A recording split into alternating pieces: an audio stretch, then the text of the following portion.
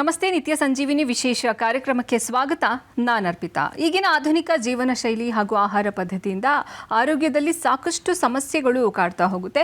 ಇಂತಹ ಸಮಸ್ಯೆಗಳಿಗೆ ಪರಿಹಾರ ಕಂಡುಕೊಳ್ಳುವಂತಹ ಕಾರ್ಯಕ್ರಮನೇ ಈ ನಿತ್ಯ ಸಂಜೀವಿನಿ. ಇವತ್ತು ನಾವು ನಿತ್ಯ ಸಂಜೀವಿನಿಯಲ್ಲಿ ಆಟೋ ಇಮ್ಯೂನ್ ಪ್ರಾಬ್ಲಮ್ ಕುರಿತಾಗಿ ಮಾತನಾಡ್ತಾ ಹೋಗ್ತಾ ಇದ್ದೀವಿ. ಇದು ಹೀಗಂದ್ರೆ ಏನು, ಯಾಕಾಗಿ ಬರುತ್ತೆ, ಜೊತೆಗೆ ಈ ಸಂಧಿವಾತ ಅಂದ್ರೇನು, ಇದಕ್ಕೆ ಸಂಧಿವಾತ ಶಾಸ್ತ್ರಜ್ಞರು ಅಥವಾ ಇವ್ರು ಯಾವ ರೀತಿಯಲ್ಲಿ ಚಿಕಿತ್ಸೆಯನ್ನು ನೀಡ್ತಾರೆ, ಇನ್ನು ಆರ್ಥೋಪೆಡಿಕ್ಗೂ ಈ ಸಂಧಿವಾತ ಶಾಸ್ತ್ರಜ್ಞರು ಇವರಿಗೂ ಇರುವಂತಹ ಡಿಫ್ರೆನ್ಸ್ ಏನು, ಈ ಬಗ್ಗೆ ನಿಮಗೆ ಇನ್ಫಾರ್ಮೇಷನನ್ನು ನೀಡ್ತಾ ಹೋಗ್ತೀವಿ. ಇದ್ರ ಬಗ್ಗೆ ನಮಗೆ ಮಾಹಿತಿಯನ್ನು ಕೊಡೋದಕ್ಕೆ ಇವತ್ತು ನಮ್ಮ ಜೊತೆ ಜಾಯ್ನ್ ಆಗ್ತಿದ್ದಾರೆ doctor Vijay K R Rao, consultant rheumatologist and medical director. ಮೊದಲಿಗೆ ಅವರನ್ನು ಕಾರ್ಯಕ್ರಮಕ್ಕೆ ಸ್ವಾಗತಿಸೋಣ. ನಮಸ್ತೆ ಡಾಕ್ಟರ್, ಕಾರ್ಯಕ್ರಮಕ್ಕೆ ಸ್ವಾಗತ. ನಿಮಗೆ ನಮಸ್ತೆ ಮೇಡಮ್. ಡಾಕ್ಟರ್, ಮೊದಲನೇದಾಗಿ ಆಟೋ ಇಮ್ಯೂನ್ ಪ್ರಾಬ್ಲಮ್, ಇದ್ರ ಮೀನಿಂಗ್ ಏನು ಅಂತ? ಸೊ ಆಟೋ ಅಂದರೆ ಸೆಲ್ಫ್, ಇಮ್ಯೂನ್ ಅಂದರೆ ನಮ್ಮ ಬ್ಲಡ್ಡಲ್ಲಿ ರೋಗ ನಿಯಂತ್ರಣ ಶಕ್ತಿ ಅಂತ ಇರುತ್ತೆ. ಇಮ್ಯುನಿಟಿ ಪವರ್ ಅಂದರೆ ನಮಗೆ ಕಾಯಿಲೆಗಳಿಂದ ದೂರ ಇಡೋ ಶಕ್ತಿ. ಅದರಿಂದ ನಮಗೆ ಇನ್ಫೆಕ್ಷನ್ಸ್ ಆಗದೆ ಇರೋದು, ನಮಗೆ ಕ್ಯಾನ್ಸರ್ ಬರದೇ ಇರೋದು, ಆ ಶಕ್ತಿ. ಅದರಲ್ಲಿ ಎರಡು ಥರ ಇರುತ್ತೆ, ಒಂದು ಒಳ್ಳೆಯದು, ಒಂದು ಕೆಟ್ಟದ್ದು. ಈಗ ಹೇಗೆ ದೇವರು ಒಂದು ದೈತ್ಯರು ಇದ್ದಾರೆ ಅಥವಾ ರಾಕ್ಷಸರು, ಅದೇ ಥರ ನಮ್ಮ ದೇಹದಲ್ಲೂ ಇದೆ. ಸೊ ಒಂದು ಟಿ ರೆಗ್ಯುಲೇಟರಿ ಸೆಲ್ಸ್ ಅಂತ ನಮ್ಮ ಬ್ಲಡ್ಡಲ್ಲಿದೆ. ಅದೇನು ಮಾಡುತ್ತೆ, ರಾಕ್ಷಸರನ್ನ ಸಾಯಿಸ್ತಾ ಇರುತ್ತೆ, ಒಳ್ಳೆ ಸೆಲ್ಸ್ನ ಪ್ರೊಟೆಕ್ಟ್ ಮಾಡ್ತಾ ಇರುತ್ತೆ, ವೈಪರ್ ಥರ ಕ್ಲೀನ್ ಮಾಡ್ತಾ ಇರುತ್ತೆ. ಆ ಸೆಲ್ಸಲ್ಲಿ ಪ್ರಾಬ್ಲಮ್ ಆದಾಗ ಏನಾಗುತ್ತೆ, ಬ್ಯಾಡ್ ಇಮ್ಯುನಿಟಿ ಸೆಲ್ಸ್ ಜಾಸ್ತಿ ಆಗುತ್ತೆ. ಆ ಬ್ಯಾಡ್ ಇಮ್ಯುನಿಟಿ ಸೆಲ್ಸ್ ಅಥವಾ ರೋಗ ನಿಯಂತ್ರಣ ಶಕ್ತಿ ನಮ್ಮ ಬಾಡಿನೇ ಬೇರೆಯವ್ರ ಬಾಡಿ ಅಂತ ಕನ್ಫ್ಯೂಸ್ ಮಾಡಿಕೊಂಡು ಅಟ್ಯಾಕ್ ಮಾಡೋಕ್ಕೆ ಸ್ಟಾರ್ಟ್ ಮಾಡುತ್ತೆ. ಅದಕ್ಕೆ ಆಟೋ ಇಮ್ಯೂನ್ ಅಂತ ಕರಿತೀವಿ. ರುಮ್ಯಾಟಿಕ್ ಅಂದರೆ ಏನಪ್ಪ ಅಂತಂದರೆ ಜಾಯಿಂಟ್ಸ್ ಅಥವಾ ಕನೆಕ್ಟಿಂಗ್ ಟಿಶ್ಯೂ, ಚರ್ಮ ಆಗಿರ್ಬೋದು ಅಥವಾ ಚರ್ಮದ ಕೆಳಗಡೆ ಇರೋ ಮಾಂಸಖಂಡ ಆಗಿರ್ಬೋದು ಅಥವಾ ಜಾಯಿಂಟ್ಸ್ ಆಗಿರ್ಬೋದು ಅಥವಾ ಕೆಲವು ಸಲ ಕಣ್ಣುಗಳಾಗಿರ್ಬೋದು, ಶ್ವಾಸಕೋಶ ಆಗಿರ್ಬೋದು ಅಥವಾ ಹೊಟ್ಟೆ ಇಂಟೆಸ್ಟೈನ್ಸ್ ಅಂತ ಹೇಳ್ತೀವಿ ಅದಾಗಿರ್ಬೋದು. ಈ ಪ್ರಾಬ್ಲಮ್ಸ್ನ ಈ ನೆಗೆಟಿವ್ ಇಮ್ಯೂನ್ ಸಿಸ್ಟಮ್ ನಮ್ಮ ಬಾಡಿಗೆ ತೊಂದರೆ ಕೊಡುತ್ತೆ. Most of it life long ಕಾಯಿಲೆ. ಅದರಿಂದ ಅದ್ರ ಒಳಗಡೆ ಮ್ಯಾನೇಜ್ ಮಾಡ್ಬೋದು ನಾವು, ಮಾತ್ರೆ ಕೊಟ್ಟು ಡಯಟ್ ಎಕ್ಸಸೈಸ್ ಮಾಡಿ ಅದನ್ನು ಕಂಟ್ರೋಲ್ ಮಾಡ್ಬೋದೇ ವಿನಃ ಲೋಯೆಸ್ಟ್ ಡೋಸ್ಗೂ ತರ್ಬೋದು. ಬಟ್ ಮಾತ್ರೆ ನಿಲ್ಲಿಸಿದ್ರೆ ಮತ್ತೆ ಕಾಯಿಲೆ ಬರೋ ಸಂಗತಿಗಳಿರುತ್ತೆ. ಅದಕ್ಕೆ ಇದ್ರ ಬಗ್ಗೆ ಮಾಹಿತಿ ಕೊಡೋಕ್ಕೆ ಭಾಳ ಇಂಪಾರ್ಟೆಂಟು. ಸೊ ದಟ್ ಪೇಷಂಟ್ಸು ಸಂಧಿವಾತ ಶಾಸ್ತ್ರಜ್ಞರು ಅಂದರೆ ರುಮಟಾಲಜಿಸ್ಟ್ ಅಂದರೆ ಈ ಕಾಯಿಲೆಗಳನ್ನ ಸ್ವಲ್ಪ ಡೀಟೇಲಾಗಿ ಓದಿರ್ತಾರೆ. ಅದನ್ನು ಸ್ವಲ್ಪ ಹೋಲ್ ಬಾಡಿ ಎಲ್ಲೆಲ್ಲಿ ತೊಂದರೆ ಕೊಡ್ತಾಯಿದೆ ಅದನ್ನು ಪರಿಶೀಲನೆ ಮಾಡಿ ಬೇಗ ಟ್ರೀಟ್ಮೆಂಟ್ ಸ್ಟಾರ್ಟ್ ಮಾಡೋ ಡಾಕ್ಟರ್. ಈ ಸಂಧಿವಾತ ಅಂದರೆ ಏನು ಡಾಕ್ಟರ್? ನಮ್ಮ ಬಾಡಿಲಿ ಜಾಯಿಂಟ್ಸ್ ಅಂತ ಇರುತ್ತೆ. ಕೆಲವು ಚಿಕ್ಕ ಜಾಯಿಂಟ್ಸ್, ಕೈ, ಪಾದಗಳು, ಬೆಟ್ಟಗಳು. ಕೆಲವು ಲಾರ್ಜ್ ಜಾಯಿಂಟ್ಸ್, ಭುಜ, ಆಮೇಲೆ ಸೊಂಟ, ಆಮೇಲೆ ಸ್ಪೈನ್.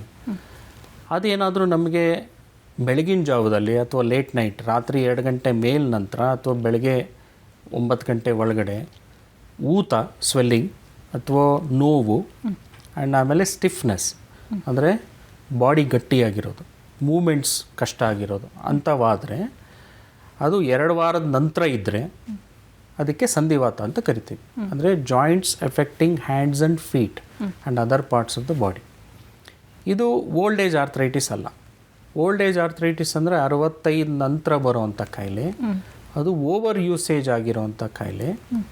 ಆಮೇಲೆ ಜಾಯಿಂಟ್ಸು ಸೌದಿರೋವಂಥ ಕಾಯಿಲೆ, ಕಾರ್ಟಿಲೇಜ್ ಸೌದಿರುತ್ತಲ್ಲ, ಅದು ಓಲ್ಡ್ ಏಜ್ ಆರ್ಥ್ರೈಟಿಸ್. ಅದನ್ನು ಆರ್ಥೋಪೆಡಿಕ್ ಡಾಕ್ಟರ್ ನೋಡ್ತಾರೆ, ಆಪ್ರೇಷನ್ ಮಾಡೋ ಡಾಕ್ಟ್ರು. ನಾವು ಯಂಗ್ ಏಜ್ ಆರ್ಥ್ರೈಟಿಸ್ ನೋಡ್ತೀವಿ. ಅಂದರೆ ನನ್ನ ಯಂಗೆಸ್ಟ್ ಪೇಷಂಟು 10 ವರ್ಷ ಹುಡುಗ ಇರ್ಬೋದು, ಹುಡುಗಿ ಇರ್ಬೋದು, ಅಂಥವ್ರಿಗೂ ಬರುತ್ತೆ. ಆ್ಯಂಡ್ 60 ವರ್ಷದ ತನಕ ಬರುತ್ತೆ. ಇದು ಯಾವ ಏಜ್ ಗ್ರೂಪಲ್ಲಿ ಬೇಕಾದ್ರೂ ಬರ್ಬೋದು, ಅಥವಾ ಯಾವ ಜೆಂಡರ್, ಯಾವ ಹೆಣ್ಣಿಗೂ ಬರ್ಬೋದು, ಗಂಡಿಗೂ ಬರ್ಬೋದು. ಕೆಲವು ಕಾಯಿಲೆಗಳು ಹೆಣ್ಣಲ್ಲಿ ಜಾಸ್ತಿ ಇರ್ತವೆ, ಕೆಲವು ಕಾಯಿಲೆಗಳು ಗಂಡಲ್ಲಿ ಜಾಸ್ತಿ ಇರ್ತವೆ. ಕೆಲವು ಗರ್ಭಿಣಿ ಸ್ತ್ರೀಯಲ್ಲೂ ಎಫೆಕ್ಟ್ ಮಾಡುತ್ತೆ. ಗರ್ಭಪಾತಗಳಾಗೋದು ಈ ಕಾಯಿಲೆಯಿಂದನೇ. ತುಂಬ ಗರ್ಭಪಾತಗಳು ಮೇಲ್ ಆಗ್ತಾಯಿದೆ ಅಂದರೆ ಅವ್ರಿಗೆ ಆಟೋ ಇಮ್ಯೂನ್ ಕಾಯಿಲೆ ಇದೆ. ಅದಕ್ಕೆ ನಮಗೆ ಲೇಡಿ ಡಾಕ್ಟರ್ಸ್, ಗೈನಕಾಲಜಿಸ್ಟ್ ನಮಗೆ ರೆಫರ್ ಮಾಡ್ತಾರೆ. ಇವ್ರಿಗೆ ಇಮ್ಯೂನ್ ಸಿಸ್ಟಮ್ ಪ್ರಾಬ್ಲಮ್ ಇದೆಯಾ ನೋಡಿ, ಯಾಕೆಂದರೆ ಅವ್ರಿಗೆ ಗರ್ಭ ನಿಲ್ತಾ ಇಲ್ಲ. ಕಣ್ಣು ಡಾಕ್ಟರ್ ನಮ್ಗೆ ರೆಫರ್ ಮಾಡ್ತಾರೆ. ಕಣ್ಣಲ್ಲಿ ಅವ್ರಿಗೆ ಪದೇ ಪದೇ ರೆಡ್ ಆಗೋದು, ನೀರು ಬರೋದು, ಕಣ್ಣಲ್ಲಿ ಇನ್ಫೆಕ್ಷನ್ ಏನಿಲ್ಲ, ಬಟ್ ಸಂಧಿವಾತದ ಪ್ರಾಬ್ಲಮ್ ಕಣ್ಣಲ್ಲಿದೆ ಅವ್ರಿಗೆ.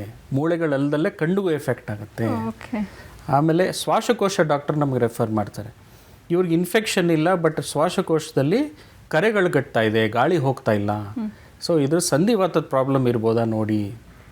ಸೊ ರುಮಟಾಲಜಿಸ್ಟ್ ಅಂದರೆ ಬರೀ ನಾವು ಜಾಯಿಂಟ್ಸೇ ನೋಡೋದಿಲ್ಲ, ಸಂಧಿವಾತ ಶಾಸ್ತ್ರಜ್ಞ ಅಂದರೆ ಬರೀ ನಾವು ಮೂಳೆಗಳನ್ನೇ ಜಾಯಿಂಟ್ಸೇ ನೋಡೋದಿಲ್ಲ, ಎಲ್ಲ ಅಂಗಾಂಗಗಳನ್ನೂ ಎಲ್ಲಿ ರಕ್ತ ಕೆಟ್ಟು ತೊಂದರೆಗಳಾಗಿದೆ ಅದನ್ನು ನೋಡ್ತೀವಿ. ಇದು ಬ್ರೀಫ್ಲಿ ಸಂಧಿವಾತ ಅಂತ ಕರಿತೀವಿ. ಸಂಧಿವಾತ ಶಾಸ್ತ್ರಜ್ಞರು ಅಂತ ಯಾರನ್ನು ಹಂಗೆ ಕರೆಯೋದು ನಾವು MBBS ನಂತರ 3-4 ವರ್ಷ ಜನರಲ್ ಮೆಡಿಸಿನ್ ಅಥವಾ ಇಂಟರ್ನಲ್ ಮೆಡಿಸಿನ್ ಮಾಡಿ ಅದರಲ್ಲಿ ಬಾಡಿಲಿ ಯಾವ ಕಾಯಿಲೆಗಳು ಎಲ್ಲ ಪರಿಶೀಲನೆ ಮಾಡಿ ಅದನ್ನು ಟ್ರೀಟ್ಮೆಂಟ್ ಎಲ್ಲ ತಿಳ್ಕೊಂಡು ಆಮೇಲೆ ನಂತರ 3 ವರ್ಷ ನಾವು ರಕ್ತದ ಇಮ್ಯುನಿಟಿ ಪವರ್ ಕಾಯಿಲೆಗಳನ್ನ ಅಂದರೆ ರೋಗ ನಿಯಂತ್ರಣ ಶಕ್ತಿಯಿಂದ ಕೆಟ್ಟೋಗಿ ಉಂಟಾಗುವ ಕಾಯಿಲೆಗಳನ್ನ ಓದ್ತೀವಿ. ಇದರಲ್ಲಿ ಯಾವ ಥರ ಕಾಯಿಲೆಗಳಿರ್ತವೆ, ಅದರ ಲಕ್ಷಣಗಳೇನು, ಯಾವ ಅಂಗಗಳನ್ನ ಎಫೆಕ್ಟ್ ಮಾಡುತ್ತೆ, ಇದಕ್ಕೆ ಸರಿಯಾದ ಪರಿಶೀಲನೆಗಳೇನು, ಇದಕ್ಕಾಗುವಂಥ ಟ್ರೀಟ್ಮೆಂಟ್ಗಳೇನು, ಇದರ ಟ್ರೀಟ್ಮೆಂಟ್ ಸೈಡ್ ಎಫೆಕ್ಟ್ಸ್ ಏನು, ಇದನ್ನೆಲ್ಲ 3 ವರ್ಷ ಓದ್ತೀವಿ. ಸೊ ಅದನ್ನು ಓದಿರೋರನ್ನೇ ನಾವು ಸಂಧಿವಾತ ಶಾಸ್ತ್ರಜ್ಞರು ಅಂತ ಕರಿತೀವಿ. ಇದು ಫಿಸಿಷಿಯನ್ಸ್ ಅಂತ ನಮ್ಮನ್ನು ಕರಿಬೋದು. ನಾವು ಸರ್ಜನ್ಸ್ ಅಲ್ಲ, ಆರ್ಥೋಪೆಡಿಕ್ ಅಲ್ಲ. ಅಂದರೆ ನಾವು ಸರ್ಜರಿನ ಪ್ರಿವೆಂಟ್ ಮಾಡೋ ಡಾಕ್ಟ್ರು. ಆರ್ಥ್ರೈಟಿಸ್ ಲಕ್ಷಣಗಳು ಕಾಣಿಸಿದ್ರೆ ಫಸ್ಟ್ ನಿಮ್ಮನ್ನು ಬಂದು ಕನ್ಸಲ್ಟ್ ಮಾಡೋದು ಬೆಸ್ಟ್. ಹೌದು, ಕೈಯಲ್ಲಿ ಅಥವಾ ಕಾಲಲ್ಲಿ ಅಥವಾ ಸೊಂಟದಲ್ಲಿ ಅಥವಾ ಮಂಡಿಲಿ, ಭುಜದಲ್ಲಿ ಬೆಳಗ್ಗೆ ಹೊತ್ತು ನೋವು ಬರೋದು, ಊತ ಬರೋದು, ಆಮೇಲೆ ತೀವ್ರವಾದ ಸುಸ್ತಾಗೋದು, ಜ್ವರಗಳು ಬರೋದು, ಊಟ ಸೇರಿದಿರೋದು, ಅಥವಾ ಸೂರ್ಯನ ಬೆಳಕು ಹೋದಾಗ ಕೆಂಪು ಕಪ್ಪಾಗೋದು, ಬಾಯಿ ಹುಣ್ಣುಗಳಾಗೋದು, ತಲೆ ಕೂದಲು ಉದುರೋದು, ಸಣ್ಣ ಆಗೋದು, ಇಂಥವೆಲ್ಲ ಪ್ರಾಬ್ಲಮ್ಸ್ ಇದ್ದರೆ ಕೂಡಲೇ ನೀವು ಸಂಧಿವಾತ ಶಾಸ್ತ್ರಜ್ಞರು ಅಥವಾ ರುಮಟಾಲಜಿಸ್ಟ್ ಅನ್ನೋರನ್ನ ಕಾಣಬೇಕು. ಓಕೆ, ಈ ಆಟೋಇಮ್ಯೂನ್ ರೊಮ್ಯಾಟಿಕ್ ಪ್ರಾಬ್ಲಮ್ಸ್ ಇರೋರು ರೊಮಟಾಲಜಿಸ್ಟ್ನೇ ಯಾಕೆ ಭೇಟಿ ಮಾಡಬೇಕಾಗತ್ತೆ ಅಂತ? ಜನರಲ್ ಡಾಕ್ಟರ್ ಆಗಲಿ, ಫಿಸಿಷಿಯನ್ಸ್ ಆಗಲಿ, ಆರ್ಥೋಪೆಡಿಕ್ ಆಗಲಿ, ಇದನ್ನು ಪರಿಶೀಲನೆ ಮಾಡೋ ಫಾಸ್ಟಾಗಿ ಪರಿಶೀಲನೆ ಮಾಡಿ ಟ್ರೀಟ್ಮೆಂಟ್ ಮಾಡಿ ಪೇಷಂಟ್ಗೆ ಸೈಡ್ ಎಫೆಕ್ಟ್ ಆಗದಲ್ಲೇ ನೋಡ್ಕೊಳ್ಳೋ ಅಂಥ ಸ್ಪೆಷಲಿಸ್ಟೇ ರುಮಟಾಲಜಿಸ್ಟ್. ಹಾಗಾಗಿ ಕಾಯಿಲೆ ಬೇಗ ಗುಣ ಆಗಬೇಕು, ಸೈಡ್ ಎಫೆಕ್ಟ್ ಇಲ್ದಲೇ ಗುಣ ಆಗಬೇಕು, ಸರ್ಜರಿ ಪ್ರಿವೆಂಟ್ ಆಗಬೇಕು, ಪೇಷಂಟ್ ಕೆಲಸ ಬಿಡದಲ್ಲೇ, ಮನೆ ಕೆಲಸ ಎಲ್ಲ ಏನು ತೊಂದರೆ ಆಗದಲ್ಲೇ ವಾಸಿ ಆಗಬೇಕು ಅಂದರೆ ರುಮಟಾಲಜಿಸ್ಟ್ನ ಬೇಗ ನೋಡಬೇಕು. ಓಕೆ, ಈಗ ಅವ್ರಿಗೇನಾದರೂ ಒಂದು ಇಶ್ಯೂ ಬರುತ್ತೆ ಅಂದ್ಕೊಳ್ಳಿ, ಸೊ ಇದು ಆಟೋಇಮ್ಯೂನ್ ಡಿಸೀಸ್ ಅಂತಲೇ ಹೆಂಗೆ ಫೈಂಡ್ ಔಟ್ ಮಾಡ್ಕೊಳ್ಳೋದು ಅಂತ? ಹಿಸ್ಟ್ರಿ ಟೇಕಿಂಗ್ ಅಂತ ಕರಿತೀವಿ. ಅಂದರೆ ಫಸ್ಟು ಈಗ ನೀವು ಪೇಷಂಟು, ನಾನು ಡಾಕ್ಟ್ರು, ಸೊ ನಾನು ನಿಮಗೆ ಕೆಲವು ಲಕ್ಷಣಗಳನ್ನ ಕೇಳ್ತಾ ಹೋಗ್ತೀನಿ. ನಿಮಗೆ ಬೆಳಗ್ಗೆ ಎದ್ದು ನೋವು ಇದೆಯಾ, ನಿಮಗೆ ಕೈ ಕಾಲಲ್ಲಿ ಬೆರಳುಗಳು ಸ್ಟಿಫ್ ಆಡ್ಸೋಕ್ಕೆ ತೊಂದರೆ ಆಗುತ್ತಾ, ಭುಜದಲ್ಲಿ ತೊಂದರೆ ಆಗುತ್ತಾ, ಮಂಡಿಲಾಗುತ್ತಾ, ಓಡಾಡ್ದಾಗ ಸರಿ ಹೋಗುತ್ತಾ, ಕೂತಿದ್ರೆ ನೋವು ಜಾಸ್ತಿ ಆಗುತ್ತಾ, ಊತ ಬರುತ್ತಾ, ಇದನ್ನು ಕೇಳ್ತೀನಿ. ಆಮೇಲೆ ಬೇರೆ ತೊಂದರೆಗಳು, ನಿಮಗೆ ಬೇರೆ ಅಂಗಾಂಗಗಳ ಎಫೆಕ್ಟ್ ಆಗುತ್ತಾ, ಕಣ್ಣು ತೊಂದರೆ ಇದೆಯಾ, ಡೈಜೆಷನ್ ಪ್ರಾಬ್ಲಮ್ ಇದೆಯಾ, ಲೇಡೀಸ್ ಆಗಿದ್ದರೆ ಗರ್ಭಪಾತಗಳ ಪ್ರಾಬ್ಲಮ್ ಇದೆಯಾ, ಅಥವಾ ರಕ್ತಾಭಿವೃದ್ಧಿ ಪ್ರಾಬ್ಲಮ್ ಇದೆಯಾ, ಇದನ್ನೆಲ್ಲ ಕೇಳ್ಕೊಂಡು ಹೋಗ್ತೀವಿ. ಮಕ್ಕಳಿಗಾಗಲಿ ವಯಸ್ಕರಿಗಾಗಲಿ ಎಲ್ಲ ಇದು ಇದೆ ಅಂತ ಗೊತ್ತಾದಾಗ ನಮಗೆ ಇದರದೇ ಆದ ಲ್ಯಾಬ್ ಟೆಸ್ಟ್ ಅಂತ ಇರ್ತದೆ. ಅದಕ್ಕೆ ಆಟೋ ಇಮ್ಯೂನ್ ಟೆಸ್ಟ್ ಅಂತ ಕರಿತೀವಿ. ಅದು ಸ್ಪೆಷಲೈಸ್ ಟೆಸ್ಟು ಕೆಲವು ಲ್ಯಾಬ್ಗಳಲ್ಲಿ ಮಾತ್ರ ಮಾಡ್ತಾರೆ. ಈ ಲಕ್ಷಣಗಳು ಪ್ಲಸ್ ರಿಪೋರ್ಟ್ ಎರಡನ್ನೂ ಕೂಡಿಸಿ ನಾವು ಇವ್ರಿಗೆ ಈ ಪರ್ಟಿಕ್ಯುಲರ್ ಕಾಯಿಲೆ ಇದೆ ಅಂತ ಹೆಸರು ಕೊಡ್ತೀವಿ. ಈಗ ಕಾಯಿಲೆ ಸಿವಿಯರ್ ಇದ್ದರೆ ಇಂಜೆಕ್ಷನ್ಸ್ಗಳು, ಮೈಲ್ಡ್ ಇದ್ದರೆ ಮಾತ್ರೆಗಳು. ಸೊ ಅದನ್ನು ಕೊಟ್ಟು 3 ತಿಂಗಳಲ್ಲಿ ಪೇಷಂಟು ಆರಾಮಾಗೋಂಗೆ ನೋಡ್ಕೊಳ್ತೀವಿ. ಪರ್ಟಿಕ್ಯುಲರ್ ಏಜ್ ಅಂತ ಏನಾದರೂ ಇದೆಯಾ ಆಟೋಇಮ್ಯೂನ್ ರೊಮ್ಯಾಟಿಕ್ ಪ್ರಾಬ್ಲಮ್? ಜನರಲಿ ಇದು ಅಡಲ್ಟ್ ಏಜ್ ಗ್ರೂಪ್ ಅಂತಲೇ ಕರಿತೀವಿ. ಅಂದರೆ ತುಂಬ ವಯಸ್ಸಾದವರಿಗೆ ಇದು ಅಷ್ಟು ಬರೋದಿಲ್ಲ. ಇದು 15ರಿಂದ 50 ವರ್ಷ ಹೆಂಗಸರಿಗಾಗಲಿ ಗಂಡಸರಿಗಾಗಲಿ ಕಾಮನ್ನು. ಬಟ್ 15 ಕೆಳಗಡೆ ಚಿಕ್ಕ ಮಕ್ಕಳಿಗೂ ಬರೋ ಚಾನ್ಸಸ್ ಇರ್ತದೆ. ಆ್ಯಂಕೈಲೋಸಿಂಗ್ ಸ್ಪಾಂಡಲೈಟಿಸ್ ಅಂತ ಕರಿತೀವಿ. ಅಂದರೆ ಅವ್ರಿಗೆ ಕುತ್ತಿಗೆ ಬೆನ್ನು ಬಗ್ಗೋದಿಲ್ಲ, ಕುತ್ತಿಗೆ ಎಷ್ಟರ ಮೇಲೆ ಅಲ್ಲಾಡ್ಸೋಕ್ಕಾಗೋದಿಲ್ಲ, ಅವ್ರಿಗೆ ಕುತ್ತಿಗೆ ಸ್ಟಿಫ್ ಆಗೋಗುತ್ತೆ, ಬೆನ್ನು ಬಗ್ಸೋಕ್ಕಾಗೋದಿಲ್ಲ, ಸಾಕ್ಸ್ ಹಾಕೊಳ್ಳೋದಾಗಲಿ, ಬಗ್ಗೋದು ಕೆಳಗಿಂದ ಬಗ್ದಿ ತೆಗೆಯೋದಾಗಲಿ ಅದಾಗೋದಿಲ್ಲ. ಅದು ಗಂಡಸರಿಗೆ ಜಾಸ್ತಿ ಬರುತ್ತೆ ಕಾಯಿಲೆ.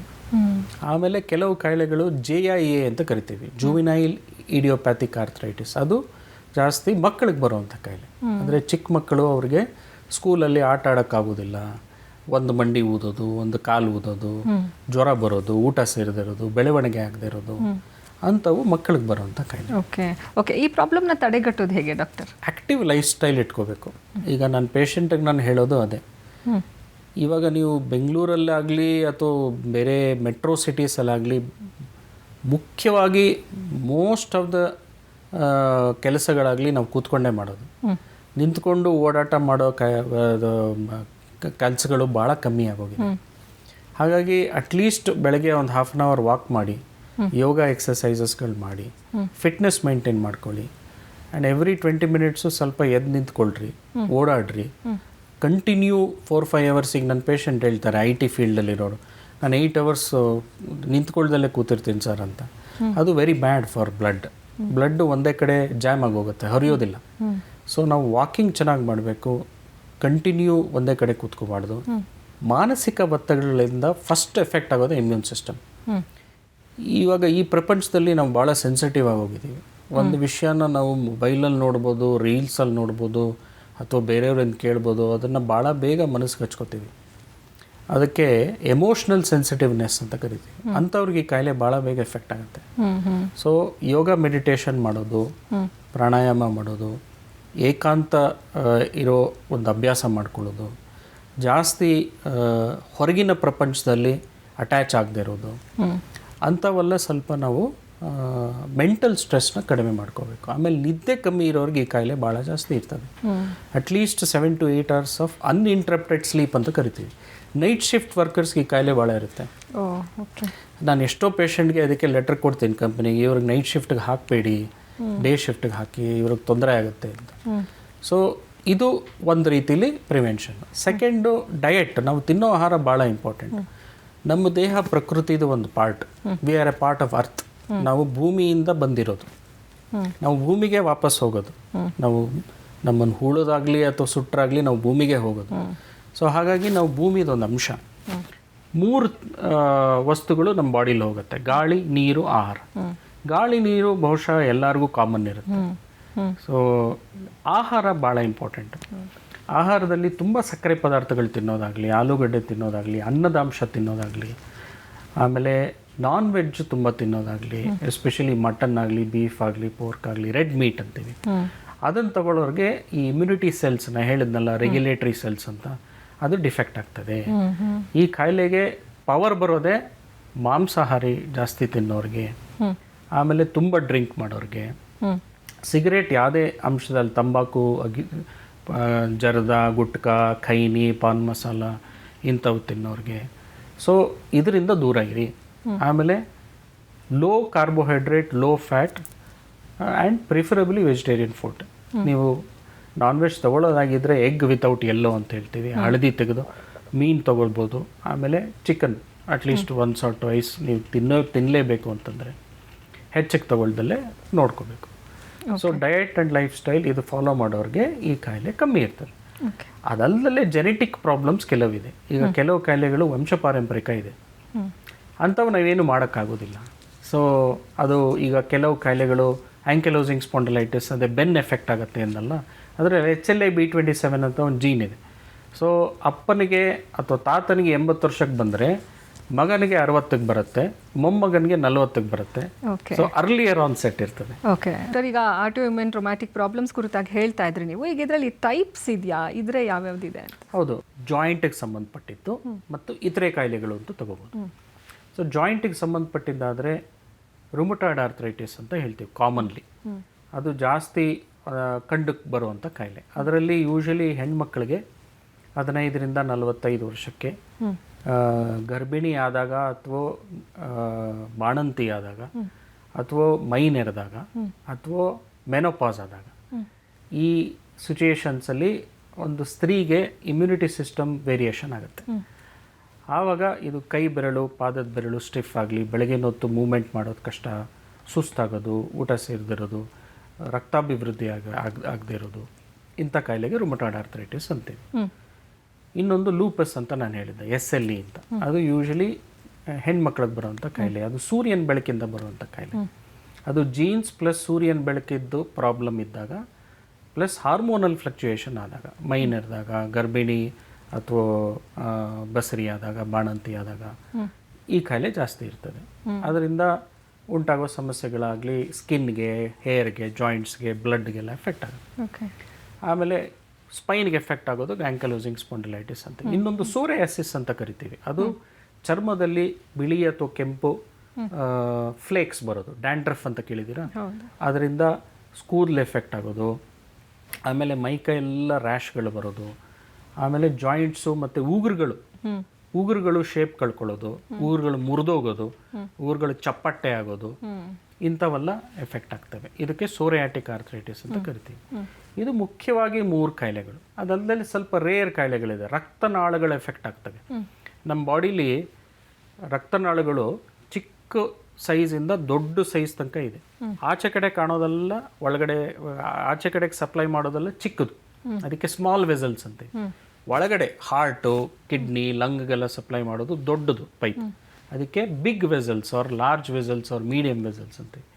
ಈ ಇಮ್ಯುನಿಟಿ ಸಿಸ್ಟಮ್ ಕಾಯಿಲೆಯಿಂದ ಆ ಬ್ಲಡ್ ವೆಸಲ್ಸಲ್ಲಿ ತೂತುಗಳಾಗ್ತವೆ, ಅದರಿಂದ ಬ್ಲಡ್ ಲೀಕ್ ಆಗುತ್ತೆ. ಅದಕ್ಕೆ ವ್ಯಾಸ್ಕ್ಯುಲೈಟಿಸ್ ಅಂತ ಕರಿತೀವಿ.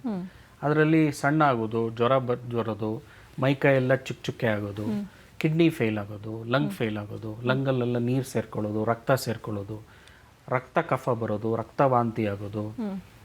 ಇದು ಈ ಕಾಯಿಲೆ, ರುಮಟಾಲಜಿ ಕಾಯಿಲೆ ಪತ್ತೆ ಹಚ್ಚೋ ಮುಂಚೆ ಇದನ್ನು ಕ್ಯಾನ್ಸರ್ ಅಂದ್ಕೊಳ್ಳೋರು ಜನ, ಅಥವಾ ಕ್ಯಾನ್ಸರ್ ಆಗಿರ್ಬೋದು, ಅಥವಾ ಯಾರೋ ಈ ಮನುಷ್ಯನಿಗೆ ಮಾಟ ಮಾಡಿಸಿರ್ಬೋದು, ಮಂತ್ರ ಮಾಡಿಸಿರ್ಬೋದು, ಈ ಥರ ಎಲ್ಲ ಆಗ್ತಾಯಿದೆ, ಕೂದಲೆಲ್ಲ ಉದುರೋಗ್ತಾ ಇದೆ. ಸ್ಲೋಲಿ ಅದು ರಿಸರ್ಚ್ ಎಲ್ಲ ಮಾಡಿದಾಗ ಇಲ್ಲ, ಇದು ಇಮ್ಯುನಿಟಿ ಸಿಸ್ಟಮ್ ಕಾಯಿಲೆ ಅಂತ ಡಿಟೆಕ್ಟ್ ಆಗಿ ಅದಕ್ಕೆ ಕರೆಕ್ಟ್ ಟ್ರೀಟ್ಮೆಂಟ್ ಕೊಟ್ಟರೆ ಎಲ್ಲ ವಾಸಿ ಆಗುತ್ತೆ. ಆಮೇಲೆ ಸ್ಕ್ಲಿರೋಡರ್ಮಾ ಅಂತ ಒಂದು ಕಾಯಿಲೆ ಇದೆ. ಅದು ಭಾಳ ಒಂಥರ ವಿಕಾರ ಮಾಡುವಂಥ ಕಾಯಿಲೆ. ಚರ್ಮ ಅದರಲ್ಲಿ ನಮ್ಮದು 7 ಲೇಯರ್ ಇದೆ, ಒಂದ್ರ ಮಧ್ಯ ಒಂದು ಅಂಟುಗಳಿದೆ. ಈ ರುಮಟಾಲಜಿ ಕಾಯಿಲೆಯಿಂದ ಏನಾಗುತ್ತೆ, ಅಂಟು ದಪ್ಪ ಆಗೋಗುತ್ತೆ, ಹಾಗಾಗಿ ಚರ್ಮ ಟೈಟ್ ಆಗಿಬಿಡುತ್ತೆ. ಅಂದರೆ ನಾವು ಚರ್ಮ ಹಿಂಗೆ ಪಿಂಚ್ ಮಾಡಿದ್ರೆ ಲೂಸ್ ಆಗಿರಬೇಕು, ಅದು ಗಟ್ಟಿ ಆಗೋಗುತ್ತೆ. ಆ್ಯಂಡ್ ಮುಖ ಎಲ್ಲ ಚಿಕ್ಕದಾಗಿ, ಎಲ್ಲ ಕಡೆ ಗಟ್ಟಿಯಾಗಿ, ಆಮೇಲೆ ಕೈ ಬೆರಳೆಲ್ಲ ಹೀಗಾಗೋದು, ಮೈಯೆಲ್ಲ ಬೆಳ್ಳಗಾಗೋದು, ಆಮೇಲೆ ಬಾಯಿ ತೆಗಿಯೋಕ್ಕಾಗದೇ ಇರೋದು, ಅದಕ್ಕೆ ಮೈಕ್ರೋಸ್ಟೋಮಿಯಾ ಅಂತ ಕರಿತೀವಿ. ತುಂಬ ಗ್ಯಾಸ್ಟ್ರಿಕ್ ಆಗೋದು, ಜೀರ್ಣ ಆಗದೆ ಇರೋದು, ಬೇದಿ ಆಗೋದು, ಆಮೇಲೆ ಲಂಗ್ಸಲ್ಲಿ ಕರೆಗಟ್ಟಿ ಉಸಿರಾಡೋಕ್ಕಾಗ್ದಲ್ಲೇ ಆಕ್ಸಿಜನ್ ಇರೋದು, ಇದೆಲ್ಲ ಸ್ಕ್ಲಿರೋಡರ್ಮಾ ಕಾಯಿಲೆಗಳು. ಸೊ ಇಂಥವೆಲ್ಲ ಯೂಶಲಿ ನಮಗೆ ಲಂಗ್ ಡಾಕ್ಟರ್ ಆಗಲಿ, ಚರ್ಮ ತಜ್ಞರಾಗಲಿ, ಅವರೆಲ್ಲ ನಮಗೆ ರೆಫರ್ ಮಾಡ್ತಾರೆ. ಯಾಕೆಂದರೆ ಇದನ್ನು ಹೋಲ್ ಲೈಫು ಟ್ರೀಟ್ಮೆಂಟ್ ಮಾಡಿ ಆ ಪೇಷಂಟ್ನ ಚೆನ್ನಾಗಿಟ್ಕೊಂಡು ಅವ್ರಿಗೇನು ತೊಂದರೆ ಆಗದಲ್ಲೇ ಅವ್ರ ನಾರ್ಮಲ್ ಕೆಲಸ ಕಾರ್ಯಗಳು, ಅವ್ರ ಜೀವನದ ಆಶೆ ಆಕಾಂಕ್ಷೆಗಳನ್ನೆಲ್ಲ ಪೂರೈಸ್ಕೊಂಡು ಎಲ್ಲ ವಾಸಿ ಮಾಡುವಂಥ ಡಾಕ್ಟರ್ ರುಮಟಾಲಜಿಸ್ಟ್. ಇನ್ನು ಇದಕ್ಕೆ ಎಫೆಕ್ಟಿವ್ ಟ್ರೀಟ್ಮೆಂಟ್ ಯಾವ ರೀತಿ ಇರುತ್ತೆ ಡಾಕ್ಟರ್? ಸೊ ಇದಕ್ಕೆ ಟ್ಯಾಬ್ಲೆಟ್ಸ್ ಇನಿಷಿಯಲ್ ಸ್ಟೇಜಲ್ಲಿ ಕೊಡ್ತೀವಿ. ಅದಕ್ಕೆ DMARDS ಅಂತೀವಿ, ಡಿಸೀಸ್ ಮಾಡಿಫೈಯಿಂಗ್ ಆ್ಯಂಟಿ ರುಮ್ಯಾಟಿಕ್ ಡ್ರಗ್ ಥೆರಪಿ ಅಂತ. ಅದೇನು ಮಾಡುತ್ತೆ, ಇಮ್ಯೂನ್ ಸಿಸ್ಟಮ್ ಕೆಟ್ಟೋಗಿರೋದನ್ನ ಹೇಳಿದ್ನಲ್ಲ, ಅದಕ್ಕೆ ಬುದ್ಧಿ ಹೇಳುತ್ತೆ, ನೋಡು ಈ ಥರ ಮಾಡಬೇಡ, ನೀನು ಬಾಡಿಗೆ ಅಟ್ಯಾಕ್ ಮಾಡಬೇಡ ಅಂತ. ಬಟ್ ಆ ಮಾತ್ರೆ ಇರೋ ತನಕ ಇಮ್ಯೂನ್ ಸಿಸ್ಟಮ್ ಮಾತು ಕೇಳುತ್ತೆ, ಮಾತ್ರೆ ತೆಗೆದ್ರೆ ಮತ್ತೆ ಅಟ್ಯಾಕ್ ಮಾಡುತ್ತೆ. ಸೊ ಹಾಗಾಗಿ ಅದು ಮಾತ್ರೆ ನಾವು ಸಡನ್ನಾಗಿ ತೆಗೆಯೋದಿಲ್ಲ, ಕಂಟ್ರೋಲ್ ಆಗಿ 6 ತಿಂಗಳು, 1 ವರ್ಷ, 2 ವರ್ಷ ಆದಮೇಲೆ ಡೋಸ್ ಕಡಿಮೆ ಮಾಡ್ತಾ ಬರ್ತೀವಿ. ಆಮೇಲೆ ಆ ಇಮ್ಯೂನ್ ಸಿಸ್ಟಮ್ ಹೇಗೆ ಬಿಹೇವ್ ಮಾಡ್ತಾ ಇದೆ ಅಂತ ನೋಡ್ತೀವಿ. ಇದು ಮಾತ್ರೆಗಳಾಯಿತು. ಈಗ ಬಹಳಷ್ಟು ಜನಕ್ಕೆ ಡಾಕ್ಟರ್ ಹತ್ರ ಹೋದರೆ ಸ್ಟೀರಾಯ್ಡ್ ಕೊಡ್ತಾರೆ ಅಂತ ಭಯ ಇರುತ್ತೆ. ಸೊ ಸ್ಟೀರಾಯ್ಡ್ ರುಮಟಾಲಜಿಸ್ಟ್ ಕೊಡೋದಿಲ್ಲ, ಅದು ನಾವು ಲಾಸ್ಟ್ ರಿಸಾರ್ಟ್ ಇಟ್ಕೋತೀವಿ. ಇವಾಗ ಬಹಳಷ್ಟು ಸೈಂಟಿಫಿಕ್ ಇನ್ವೆನ್ಷನ್ಸ್ ಆಗಿ ತುಂಬ ಆಧುನಿಕ ಮಾತ್ರೆಗಳು ಬಂದಿದೆ. ಅದರಿಂದ minimum side effects, maximum improvement ಅಂತ ಹೇಳ್ತೀವಿ. ಬಟ್ ಈ ಎಲ್ಲ ಮಾತ್ರೆಗಳು ವರ್ಕ್ ಆಗೋಕ್ಕೆ 12 ವಾರ ಬೇಕು. ಅದು ಯಾವುದು ಸಡನ್ನಾಗಿ ಹೀಗೆ ವರ್ಕ್ ಆಗೋದಿಲ್ಲ, ನಿಧಾನಕ್ಕೆ ವರ್ಕ್ ಆಗುತ್ತೆ. ಹಾಗಾಗಿ ಅದನ್ನು ಬೇಗ ಬಿಡದೇ ಇರೋದು ನೋಡ್ಕೋಬೇಕು. ಈಗ ಮಿನಿಮಮ್ ತಿಂಗಳಿಗೆ 30% ಇಂಪ್ರೂವ್ ಆಗುತ್ತೆ. ಸೊ 3 ತಿಂಗಳಿಗೆ 90% ಇಂಪ್ರೂವ್ ಆಗುತ್ತೆ. ಸೊ ನೋವು ಇಲ್ದಿರೋಂಗೆ ಮಾತ್ರೆಗಳು ಕೊಟ್ಟಿರ್ತೀವಿ, ಅದು ಫಸ್ಟ್ 1 ತಿಂಗಳು ಮಾತ್ರ, ಆಮೇಲೆ ನೋವು ಮಾತ್ರೆ ಬೇಕಾಗಲ್ಲ. ಈ ಮಾತ್ರೆಗಳಿಗೆ ಪ್ರತಿ ತಿಂಗಳು ಬ್ಲಡ್ ಟೆಸ್ಟ್ ಇರ್ತವೆ. ಅದಕ್ಕೆ ಕಿಡ್ನಿ ಇದೇನು ಸಮಸ್ಯೆ ಆಗಬಾರ್ದು, ಲಿವರ್ದೇನು ಆಗಬಾರ್ದು ಅಂತೆಲ್ಲ ಅಬ್ಸರ್ವೇಷನ್, ಅದಕ್ಕೆ ಮಾನಿಟ್ರಿಂಗ್ ಟೆಸ್ಟ್ ಅಂತ ಕರಿತೀವಿ. ಈಗ ಕೆಲವರಿಗೆ ಚಿಕ್ಕ ಮಕ್ಕಳಿಗೆ ಅವ್ರಿಗೆ ನಿಂತ್ಕೊಳ್ಳಿಕ್ಕೆ ಆಗ್ತಾ ಇಲ್ಲ, ಅವ್ರಿಗೆ ಸ್ಕೂಲ್ಗೆ ಹೋಗೋಕ್ಕಾಗ್ತಾ ಇಲ್ಲ, ಅಥವಾ ಇನ್ಯಾರೋ ಅವರೇ ಮೇಯ್ನ್ ಮೆಂಬರ್ ಇರ್ತಾರೆ ಫ್ಯಾಮಿಲಿಗೆ, ಅವ್ರು ಕೆಲಸ ಮಾಡದೇ ಇದ್ರೆ ಹೋಲ್ ಫ್ಯಾಮಿಲಿ ಎಫೆಕ್ಟ್ ಮಾಡುತ್ತೆ. ಸಿವಿಯಾರಿಟಿ ಇದೆ, ಅವ್ರಿಗೆ ನಿಂತ್ಕೊಳ್ಳೋಕ್ಕಾಗ್ತಾ ಇಲ್ಲ, ಬೆಡ್ಡಲ್ಲೇ ಇದ್ದಾರೆ ಅಂಥವ್ರಿಗೆ ನಾವು ಮಾತ್ರೆ ಲಾಸ್ಟ್ಗೆ ಇಟ್ಕೊಂಡು ಫಸ್ಟ್ ಇಂಜೆಕ್ಷನ್ ಕೊಡ್ತೀವಿ. ಅದಕ್ಕೆ ಬಯೋಲಾಜಿಕಲ್ಸ್ ಅಂತೀವಿ. ಅದು ಒಂಥರ ವಂಡರ್ ಡ್ರಗ್ಸ್. ಅಂದರೆ ಅದು ಇನ್ಸುಲಿನ್ ಥರ ತೊಡೆಗೆ ತೊಗೋಬೋದು, ಅಥವಾ ಡ್ರಿಪ್ಸಲ್ಲಿ ಹಾಕಿ ಗ್ಲೂಕೋಸಲ್ಲಿ ಹಾಕಿ ಕೊಡುವಂಥದ್ದು. ಡೇ ಕೇರ್ ಯೂನಿಟ್ ಅಂತ ನಮ್ಮದು ದಿವಿಶಾ ಆರ್ಥ್ರೈಟಿಸ್ ಮೆಡಿಕಲ್ ಸೆಂಟ್ರಲ್ಲಿ ನಾವು ಕೊಡ್ತೀವಿ ಅದನ್ನು ರೆಗ್ಯುಲರಾಗಿ. ಬಯೋಲಾಜಿಕ್ಸ್ ಅನ್ನೋದು ನಿಮ್ಮ ಕಾಯಿಲೆನ 3 ತಿಂಗಳಲ್ಲಿ ಬದಲು 10 ದಿವಸದಲ್ಲಿ ವಾಸಿ ಮಾಡುತ್ತೆ. So rapid improvement. ಅದನ್ನು 6 ತಿಂಗಳಾಗಲಿ 1 ವರ್ಷ ಆಗಲಿ ಕೊಟ್ಟು ಮತ್ತೆ ಮಾತ್ರೆಗೆ ಶಿಫ್ಟ್ ಮಾಡ್ತೀವಿ. ಬಟ್ ಇಂಜೆಕ್ಷನ್ದು ಫಸ್ಟ್ ಯಾಕೆ ಯೂಸ್ ಮಾಡಲ್ಲ ಅಥವಾ ಎಲ್ಲ ಪೇಷಂಟ್ಗೂ ಯಾಕೆ ಯೂಸ್ ಮಾಡಲ್ಲ ಅಂದರೆ ಅದು ಕಾಸ್ಟ್ ಜಾಸ್ತಿ. ಅದೇನಿಲ್ಲ ಅಂದರೂ 14,000ದಿಂದ ಹಿಡಿದು ತಿಂಗಳಿಗೆ 50,000 ತನಕ ಇದೆ. ಅದನ್ನು 1 ವರ್ಷ ತಗೋಬೇಕು. ಇನ್ಶೂರೆನ್ಸ್ ನಮ್ಮ ಕಾಯಿಲೆಗಳಿಗೆ ಯಾವುದು ಕೊಡೋದಿಲ್ಲ. Okay. According to insurance act auto immune rheumatic disease coverage ಇಲ್ಲ. ಸೊ ಸೆಂಟ್ರಲ್ ಗೌರ್ಮೆಂಟ್ ಎಂಪ್ಲಾಯೀಸ್ಗೆ ಗೌರ್ಮೆಂಟ್ ಕೊಡುತ್ತೆ, ಸ್ಟೇಟ್ ಗೌರ್ಮೆಂಟಿಗೆ ಕೊಡುತ್ತೆ, ಬೇರೆಯವರು ಅವ್ರ ಕೈಯಿಂದನೇ ಹಾಕಬೇಕು. ಹಾಗಾಗಿ ರುಮಟಾಲಜಿಸ್ಟು ನಾವು ಕಂಪ್ನಿ ಹತ್ರ ಮಾತಾಡಿ ಡಿಸ್ಕೌಂಟ್ಸು ಕೊಡಿಸ್ತೀವಿ. ಒಂದೊಂದು ಪೇಷಂಟ್ಗೆ ನಮ್ಮೆಲ್ಲ ರುಮಟಾಲಜಿಸ್ಟ್ ಆಲ್ಮೋಸ್ಟ್ 50-60% ಡಿಸ್ಕೌಂಟ್ಗಳು ಕೊಡಿಸ್ತೀವಿ. ಹಾಗಾಗಿ ಈ ಟ್ರೀಟ್ಮೆಂಟ್ಸಿಂದ ಅವಳು ಬೇಗ ಗುಣ ಆಗ್ಬೋದು. ಓಕೆ. ಈ ಟ್ರೀಟ್ಮೆಂಟಿಂದ ಸೈಡ್ ಎಫೆಕ್ಟ್ಸ್ ಏನಾದರೂ ಇದೆಯಾ ಡಾಕ್ಟರ್? ಸ್ಟೀರಾಯ್ಡ್ಸ್ ಯೂಸ್ ಮಾಡಿದ್ರೆ ಸೈಡ್ ಎಫೆಕ್ಟ್ ಇದೆ. ಶುಗರ್ ಬರೋದಾಗಲಿ, ಕಣ್ಪೊರೆ ಬರೋದಾಗಲಿ, ಅಥವಾ ದಪ್ಪ ಆಗೋದಾಗಲಿ. ಈ ಸ್ಟೀರಾಯ್ಡ್ ಇಲ್ಲದಲ್ಲೇ ನಾವೇನು ರುಮಟಾಲಜಿಸ್ಟ್ ಅಥವಾ ಸಂಧಿವಾತ ಶಾಸ್ತ್ರಜ್ಞ ಕೊಡ್ತೀವಿ, ಅದರಲ್ಲಿ ಏನೂ ಸೈಡ್ ಎಫೆಕ್ಟ್ಸ್ ಇಲ್ಲ. ಬಟ್ ಇನ್ಫೆಕ್ಷನ್ಸ್ ಆಗದೆ ಇರಲಿ ಅಂತ ವ್ಯಾಕ್ಸಿನ್ಸ್ ಅಂತ ಕೊಡ್ತೀವಿ. ಈಗ ಫ್ಲೂ ಜ್ವರಕ್ಕೆ ವ್ಯಾಕ್ಸಿನ್ ಕೊಡ್ತೀವಿ ವರ್ಷಕ್ಕೊಂದು, ನಿಮೋನಿಯಾ ವ್ಯಾಕ್ಸಿನ್ ಅಂತ ಲೈಫ್ ಟೈಮ್ಗೊಂದು ಕೊಡ್ತೀವಿ. ಆಮೇಲೆ ನಮ್ಮ ಮಾತ್ರೆಗಳಿಂದ ಸರ್ಪಸುತ್ತು ಬರ್ಬೋದು, ಹರ್ಪಿಸ್ ಅಂತ, ಅದು ಬರದೇ ಇರೋಂಗೆ ವ್ಯಾಕ್ಸಿನ್ಸ್ ಕೊಡ್ತೀವಿ. ಇದೆಲ್ಲ ತಗೊಂಡ್ರೆ ಆ್ಯಂಡ್ ಕಾಮನ್ ಹೈಜೀನ್ ಮೆಥಡ್ಸ್ ಏನಪ್ಪ, ಡೈಲಿ ಸ್ನಾನ ಮಾಡೋದು, ಅಟ್ಲೀಸ್ಟ್ 2 ಸಲ ಸ್ನಾನ ಮಾಡೋದು, ಆಮೇಲೆ ಶುಭ್ರವಾಗಿರೋ ಬಟ್ಟೆಗಳು ಹಾಕೊಳ್ಳೋದು, ಆಮೇಲೆ ವಾಕಿಂಗ್ ಎಕ್ಸಸೈಸ್ ಡೈಲಿ ಮಾಡೋದು, ಪಬ್ಲಿಕ್ ಟ್ರಾನ್ಸ್ಪೋರ್ಟಲ್ಲಿ ಇರುವಾಗ ಮಾಸ್ಕ್ ಹಾಕೊಳ್ಳೋದು, ಫ್ಲೈಟಲ್ಲಾಗಲಿ, ಟ್ರೈನಲ್ಲಿ, ಬಸ್ಸಲ್ಲಾಗಲಿ. ಆಮೇಲೆ ಜ್ವರ, ಚಳಿ, ಕೆಮ್ಮು, ಬೇದಿ, ವಾಂತಿ ಇದೆಲ್ಲ ಬರುವಂಥ ಪರಿಸ್ಥಿತಿಗಳಲ್ಲಿ ದೂರ ಇರಬೇಕು. ಹೊರಗಡೆ ತುಂಬ ತಿನ್ನೋದು ಅಥವಾ ಜ್ವರ, ಚಳಿ ಇರೋರ ಜೊತೆ ಸಂಪರ್ಕ ಬೆಳೆಸೋದು, ಇದೆಲ್ಲ ಮಾಡದೆ ಹೋದರೆ ಇನ್ಫೆಕ್ಷನ್ಸ್ ಆಗೋದಿಲ್ಲ. ಓಕೆ. ಫೈನಲ್ ಆಗಿ ಮೆಸೇಜ್ ಏನು ಕೊಡೋಕ್ಕೆ ಇಷ್ಟಪಡ್ತೀರಾ?